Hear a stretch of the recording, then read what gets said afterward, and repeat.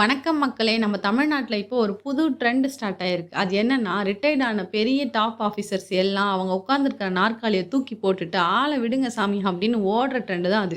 ஆமாங்க. தமிழக அரசோட முன்னாள் சீஃப் செக்ரட்டரியும், இப்போதைய ரியல் எஸ்டேட் ஒழுங்குமுறை ஆணையமான ரெரா அமைப்போட தலைவருமான சிவ்தாஸ் மீனா ஐஏஎஸ் அவரோட பதவிய திடீர்னு ராஜினாமா செஞ்சிருக்காரு. அவர் மட்டும் இல்ல, கூடவே சுப்பிரமணியம், சுகுமார்னு இன்னும் 2 மெம்பர்ஸ்களும் மொத்தமா ரிசைன் பண்ணிட்டு கிளம்பிட்டாங்க. போன மாசம் தான் இதே மாதிரி தீயணைப்பு ஆணைய தலைவரா இருந்த முன்னாள் டிஜிபி சங்கர் ஜிவால் அவரோட டீமோட மொத்தமா விலகுனாங்க.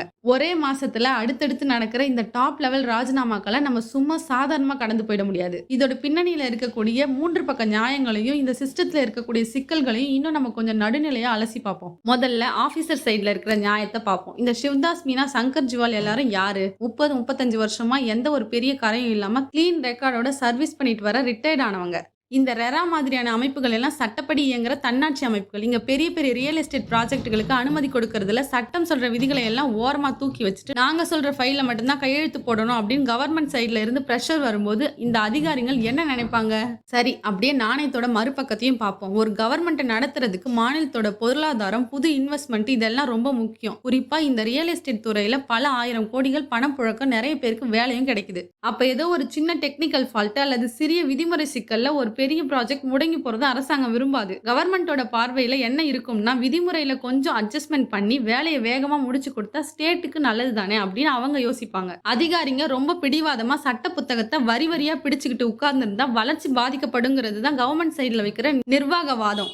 ஆனா இங்க தான் நம்ம 3வது ஒரு முக்கியமான விஷயத்த கவனிக்கணும். இந்த அதிகாரிங்க எல்லாரையும் அப்ப இருந்த திமுக ஆட்சி தான் ரொம்ப பார்த்து முக்கிய பதவிகள்ல உட்கார வச்சாங்க. நமக்கு வர டவுட் என்னன்னா, 35 வருஷமா டாப் போஸ்டிங்ல இருந்து எல்லா சலுகைகளையும் அனுபவிச்சுட்டு ரிட்டையர்ட் ஆனவங்களையே ஏன் திரும்ப திரும்ப அடுத்தடுத்த சொகுசு நாற்காலியில உட்கார வைக்கணும்? தமிழ்நாட்டுல தகுதியான மத்த ஆபீசர்ஸோ இல்ல திறமையான இளைஞர்களோ யாருமே இல்லையா?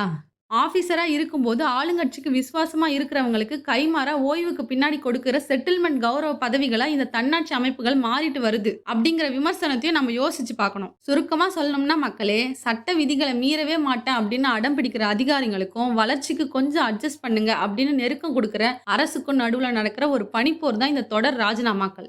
அரசாங்கமும் அதிகாரிகளும் ஈகோ பார்க்காம ஒன்னா சேர்ந்து வேலை செஞ்சா மட்டும்தான் பொதுமக்களோட பணமும் பாதுகாப்பா இருக்கும், மாநிலமும் வளரும். இந்த விஷயத்துல கவர்மெண்ட் சைட்ல இருந்து ஒரு தெளிவான விளக்கம் வந்தா மட்டும்தான் ஒரு முழுமையான உண்மை நமக்கு தெரியும். சட்டம் தன் கடமையை தான் செய்யணுமா, இல்ல காலத்துக்கு ஏத்த மாதிரி கொஞ்சம் அட்ஜஸ்ட் பண்ணிக்கலாமா? உங்களோட நடுநிலையான கருத்தை கீழே கமெண்ட்ல சொல்லுங்க. வீடியோ பிடிச்சிருந்தா லைக் பண்ணி ஷேர் பண்ணுங்க. மறக்காம நம்ம சேனலை சப்ஸ்கிரைப் பண்ணிக்கோங்க. நன்றி மக்களே.